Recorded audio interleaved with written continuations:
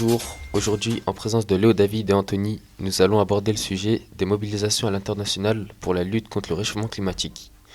Tous les vendredis, des étudiants font grève et manifestent pour le climat.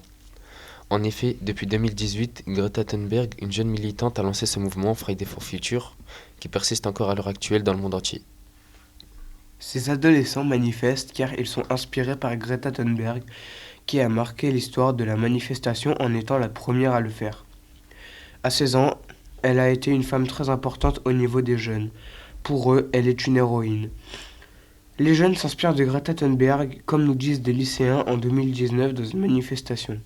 C'est incroyable de se dire qu'à son âge, elle pense et elle se représente les choses que même des plus vieux ne voient pas en fait. Ces lycéens disent que Greta Thunberg a réuni beaucoup d'étudiants étant seule.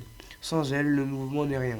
C'est quand même une personne et elle a rassemblé tout ça quand même. Cependant, des lycéens veulent être autonomes. Ces derniers peuvent manifester aussi bien qu'elle. Elle nous a permis de nous rallier et maintenant ce qui est hyper important c'est que le mouvement se fasse aussi un peu sans elle. On la présente comme l'égérie de la lutte contre le réchauffement climatique. Elle est suivie par toute une génération, mais que sait-on finalement de Greta Thunberg ?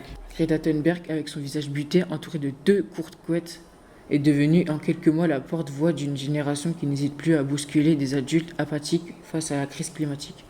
Elle a été classée par le magazine American Time parmi les 25 adolescents les plus influents de la planète. Elle a été une des figures de la COP24 à Katowice, où elle a exhorté les dirigeants à laisser les énergies fossiles dans la Terre. Elle revient du Forum économique mondial de Davos, où elle s'est rendue en train afin de limiter son empreinte carbone. Et surtout démultipliée par les réseaux sociaux, son idée de grève hebdomadaire s'est répandue dans toute l'Europe et au-delà. En Australie, la mobilisation a ainsi été menée par les 3 jeunes filles de 14 ans. En Belgique, les manifestations qui ont commencé en novembre ont rassemblé jusqu'à 35 000 jeunes malgré la pluie et la neige. Au Canada, des élèves ont manifesté simultanément dans 9 villes. Dans tous ces pays, mais aussi en Allemagne, au Royaume-Uni ou en Suisse, ce sont des émules de Greta Thunberg, souvent des jeunes adolescents qui mènent l'action. Pour continuer ce podcast, nous allons vous présenter un question-réponse sur les meilleurs et les pires clichés à propos du climat, de l'environnement et du réchauffement climatique. Tout d'abord, de toute façon, dans 100 ans, on ne sera plus là, donc ce n'est pas grave de ne pas faire attention à la planète. Selon le GIEC, ou le groupe d'experts intergouvernemental sur l'évolution du climat, d'ici 2100, la température de la Terre devrait avoir augmenté de 5 degrés. Aujourd'hui, en 2022, la température de la planète a augmenté de 1,2 degré depuis la révolution industrielle. La hausse de température provoquerait des sécheresses, des feux de forêt, des cyclones et, avec la fonte des glaciers, la hausse du niveau de la mer. Le climat est l'affaire de tout le monde, pour maintenant et pour plus tard. Aussi, comme diraient les climato-sceptiques, de toute manière, le réchauffement climatique n'existe pas. Ça a été inventé par les Chinois. En effet, l'ex-président américain Donald Trump pense de cette manière.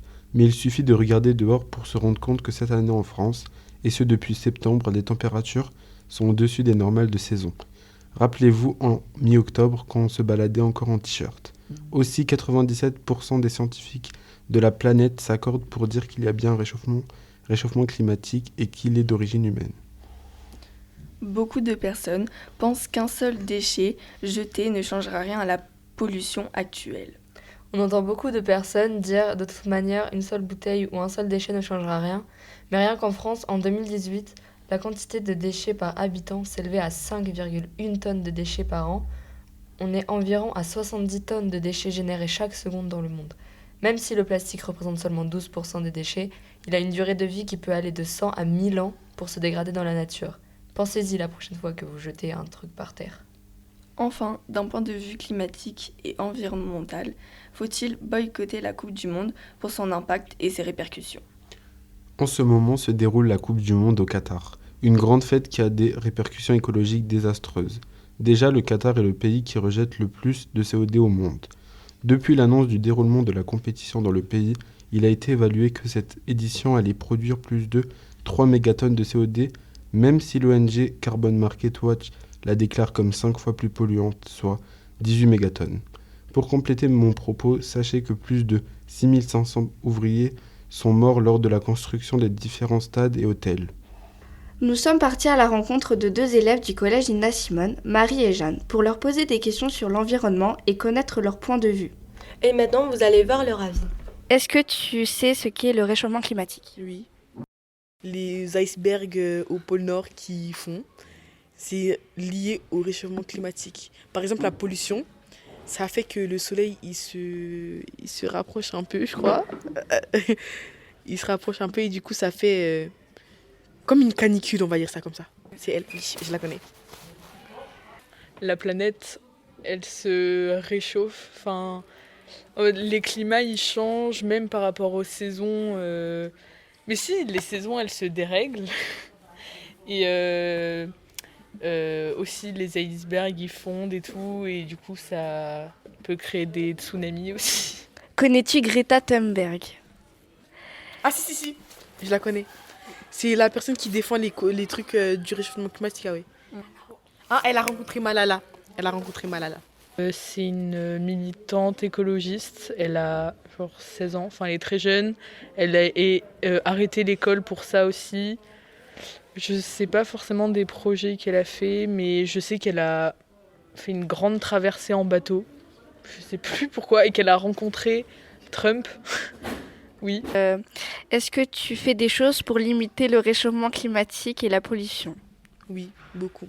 J'incite mes frères à manger des trucs sans plastique. Je jette mes papiers à la poubelle et je dis à mes camarades de faire de même. Je bois de l'eau du robinet.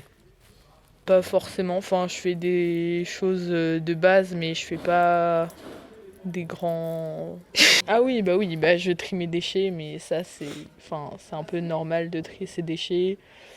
Je prends beaucoup les transports en commun, enfin j'utilise quasiment jamais la voiture. Et aussi avec mes parents, en tout cas souvent on doit prendre l'avion pour voir la famille, on essaye de limiter, faire tout en train, etc. As-tu déjà participé à une manifestation contre le climat? Oui. Oui, je pense, avec mes parents. En bref, certains collégiens ne savent pas vraiment ce que c'est le réchauffement climatique, alors que c'est un sujet important. Et il concerne tout le monde, et les jeunes en particulier. Ceci est le début d'un long combat. La génération climat n'abandonnera pas. Merci de nous avoir suivis. Bonne journée, en espérant vous revoir.